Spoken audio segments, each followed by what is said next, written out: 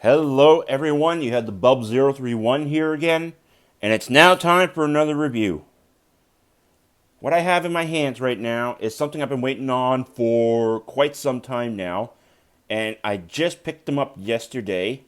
I can't wait to have these things running on the layout. They are the Rapido Trains HO Scale GP9 RM Mother and Slug set, and to go with this, just a plain GP9 RM road switcher. So, we're going to open these up, do a review on all the details, check them out. Then we're going to head to the layout right after, check out the sounds. I'm going to conduct my honest opinion of what these models are like. So I want everyone to sit back, relax, and enjoy.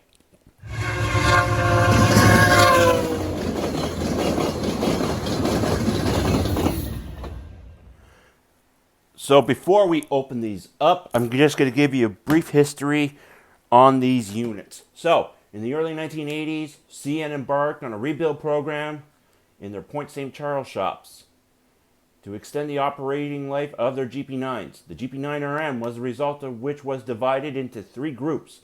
The 4000 4100 series were rebuilt as road units. The 7000 series were built as switchers, and the 7200/200 series as a mother and slug pairs. The slugs lacked a prime mover instead of drawing power from the mother unit to operate the traction motors. The long hoods were cut down and ballast was added to help weigh them down. The GP9 RM fleet includes a chopped short hood, addition of three colored marker lights on both ends. The bell moved to the side of the hood, and the dynamic brake blisters converted into intake filters.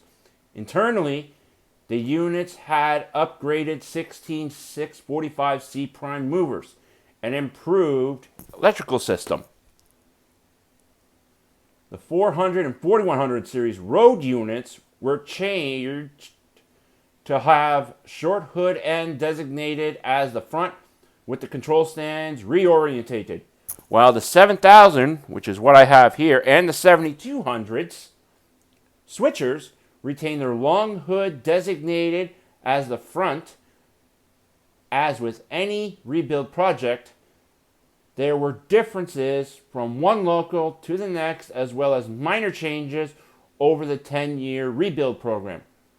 One could see these locos all across the CN North American system.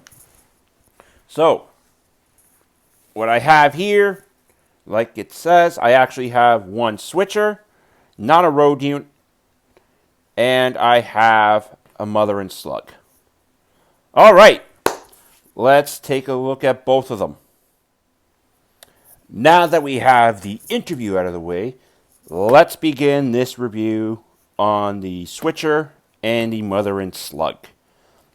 I'm going to quickly dive into a brief history, and then we'll continue on with the review. So, we're now going to start off with 7009.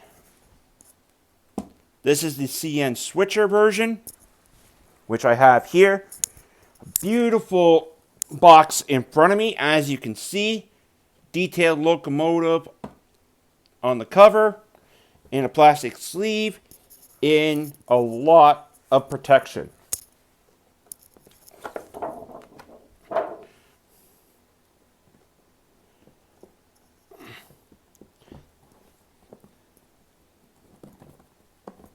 Yes, I took my gloves off just to get the box off because it's really secured in there. So you have the very protective foam. You have instructions, as you can see here, both in English and in French. Lot of good information in these books, and of course there's also little jokes that Rapido do. Great little read, and to help you if you have any issues with your locomotive. You also have a few bits, which actually it has long shank couplers in there as well. You also got the classification flags and other bits. And then we have the locomotive. Just going to see if there's anything else in the box here. There isn't.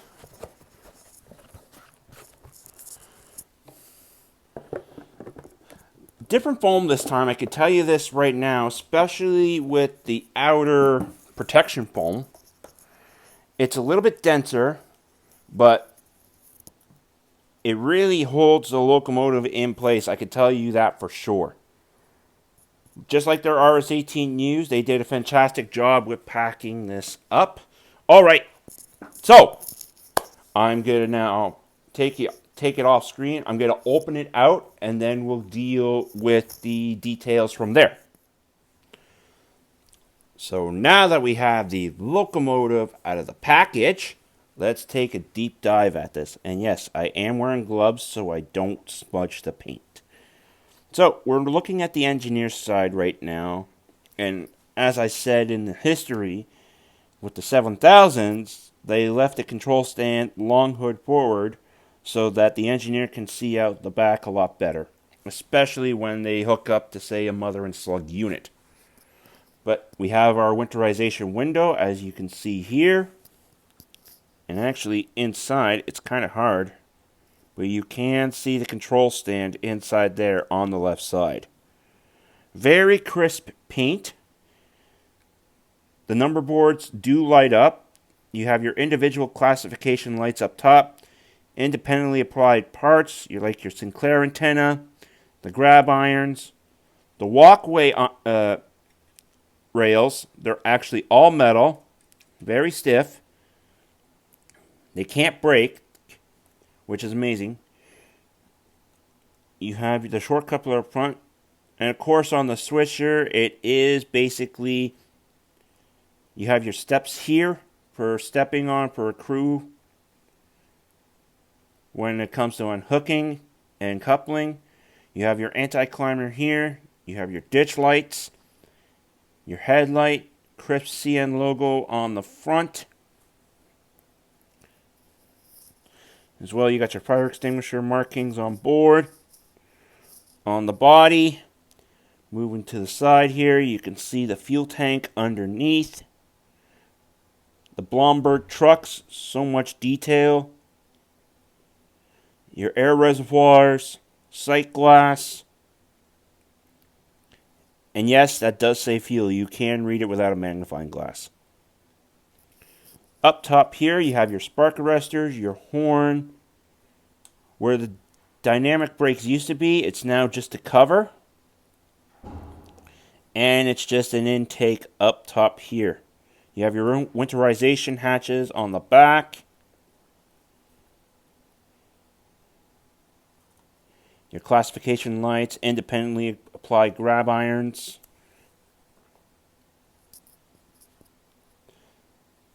The light on the back, your main beam on one of your main beams on the back compared to the on the low hood.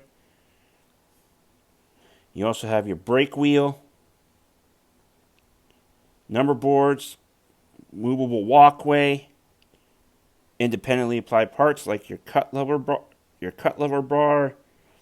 your MU hoses, air hose, chain.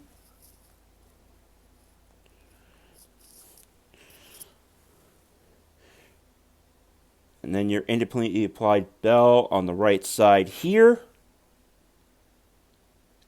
Fire extinguisher out to where near where you actually start the locomotive, which is in this area. You can see there's no winterization window on the other side, since this would be running sort of as a long hood unit switcher. Very, very crisp locomotive. As well, you also have your sun visor up top. Lots of detail on this locomotive. It looks amazing. I'm now going to pull out the 7200 series mother and slug, and we'll go over the details with that. Okay, so we have the mother and slug unit out. Number 7221 is the mother, and number 256 is the slug. These are delayed because, as you can see, there are a couple of more markings on this. As well, I'll show you with the mother of what the difference is.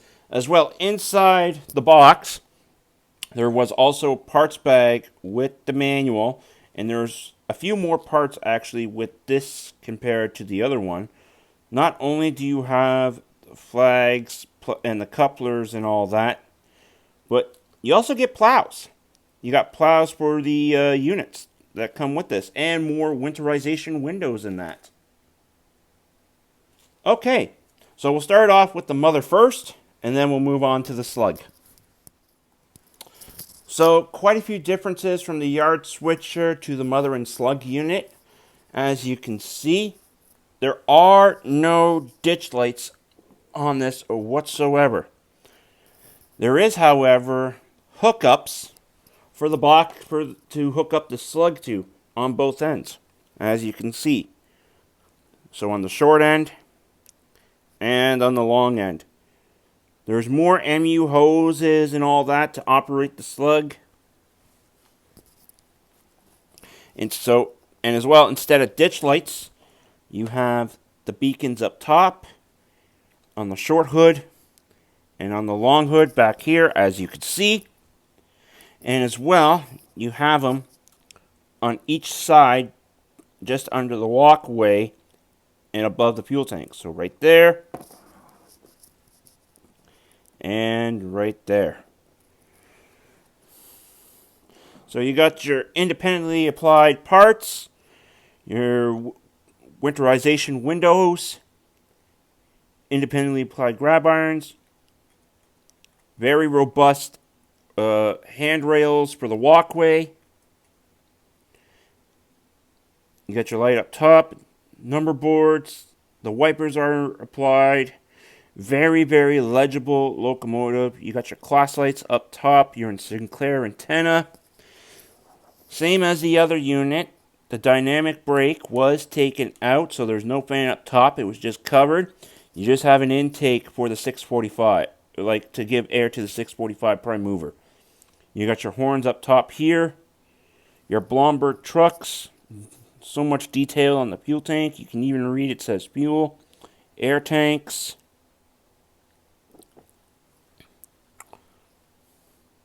Winterization hatches up top. As well, you got your sunshade on the conductor side.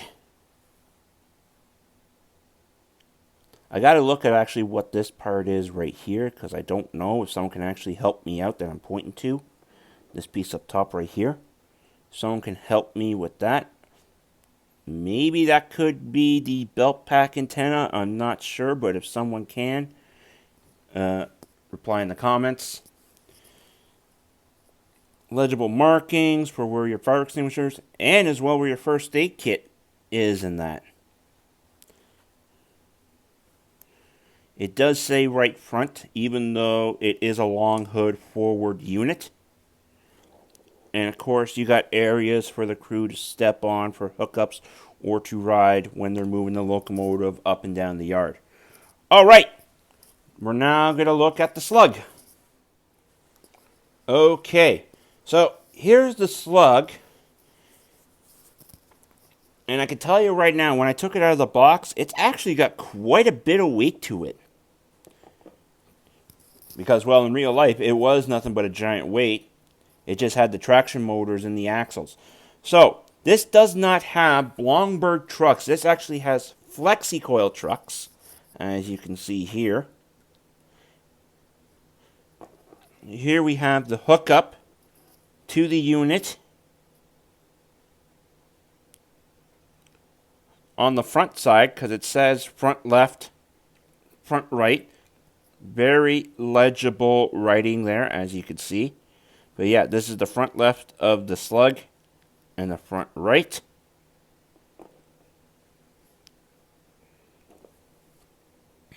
You've got all your braking details here. There is no fuel tank. The handrails are rigid as well, so they're not going to move, which is good. You got your walkway, which is movable right here. Brake wheel. You also got headlights on both ends here and here. Independently applied grab irons. You can actually read, without a magnifying glass, the hookups for the MU. Got your airline, your McHenry coupler, like I said, your flex coils.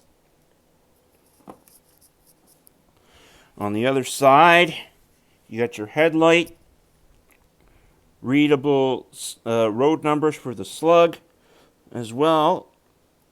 You got your plow/pilot with independently applied grab irons here as well. The walkway is able to come up and down. Ooh, careful. To the other side, very legible markings on the hood.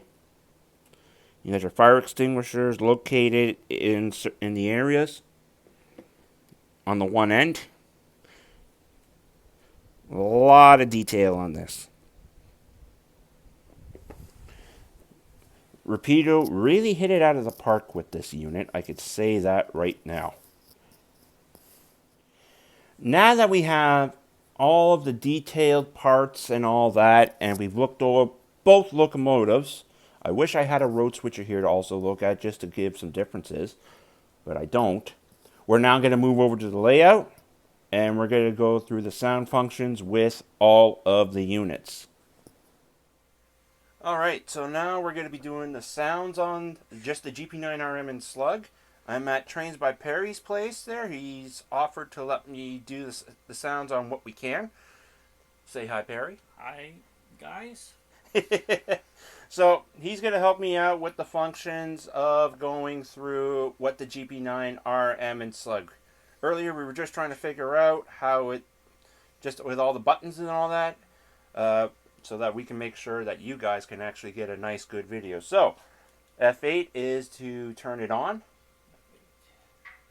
And as you can see inside, you can see the control stand lights actually through the window on the left-hand side. So that's how you know it's long hood forward. All right. So when we put this onto the track, the number boards automatically lit up. So we're going to go for F1. Listen to the bell.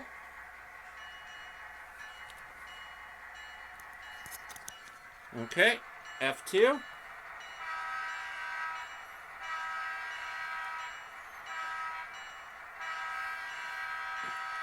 So F3 is flange squeal when you start moving.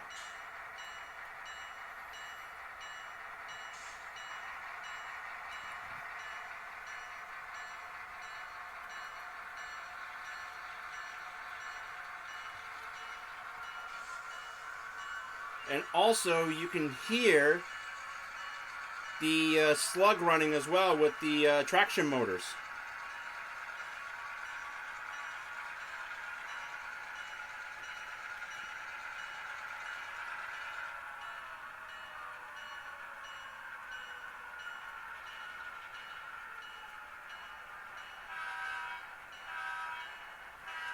So we'll back it up a little bit.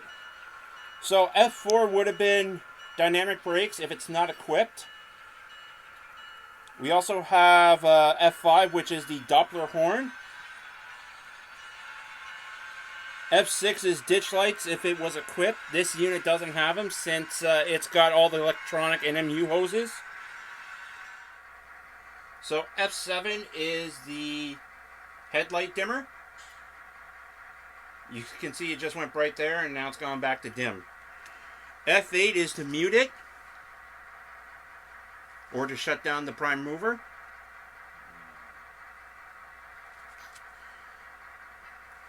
F9 is the drive hold.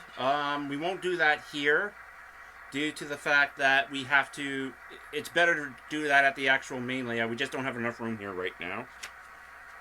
So F10 would be the independent brake. As well, we have F11, which is the directional classification lights. The thing is, we only get the one light. Basically, it's white only. F12 is switching mode. F13 turns the rear headlight off. And then from the other switches here, F14 is the strobe lights and the remote belt pack. The remote here, the DT400, we can't really go up there, so we'd have to show that later, say at the layout. And then basically from F15 and up, it's all stuff that we can't access right now, which is the isolation switch. 16 is the air dryer. 17 is the air brake set. 18 is the ground lights, which they are on, as you can see. 19 is the air compressor, or the number boards. My apologies. F20 is the compressor, and F25 is the emergency automatic brake. And then 26 is manual notching up to 8. 27 is manual notching down. And 28 is manual notching on and off. But that's really all the sounds we can do right now. So we're just going to quickly pull out of the station here. And we're probably going to wrap up the video.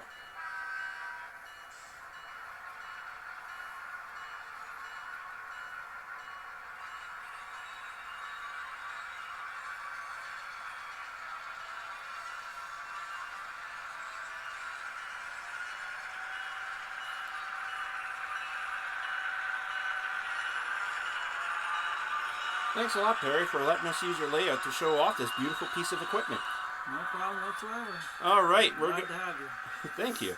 So we're gonna head back to and finish up with the video and with my final thoughts. So I did take a few more run-by shots of the GP9 RM and slugs working in the yard at the club. If you look, it actually has the belt pack crews from Miniprints. I would suggest you guys get these. They look so fantastic to go with these units. So hope you enjoy this. A few little skits.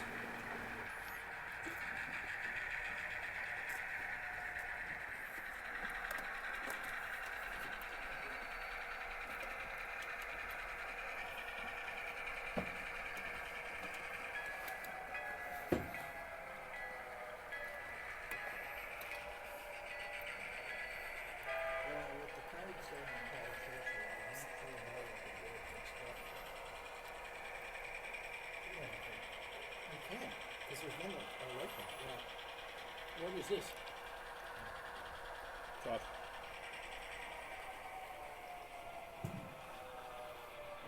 8B. Well.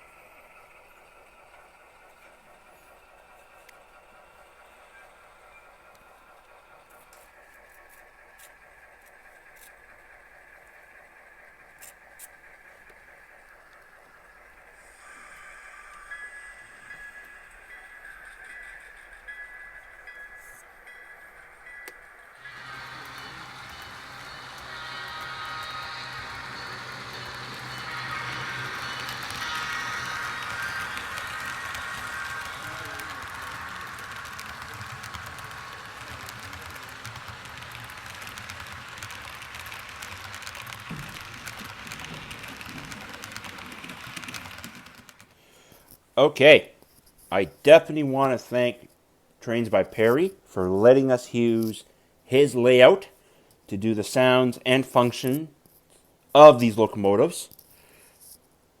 From my point of view, Rapido really knocked it out of the park, just like they did with their RS18Us. Fantastic units, and I suggest to all of you, if they have them at your local brick and mortar hobby shop or online, my suggestion is get them while you still can before they sell out, because it's going to be probably a while until the next release comes out of these units. But definitely want to thank Mike's Trains for this. This is where I got them. Check them out online on Facebook. And all in all, everyone, that is going to be it for me. Thank you all for watching.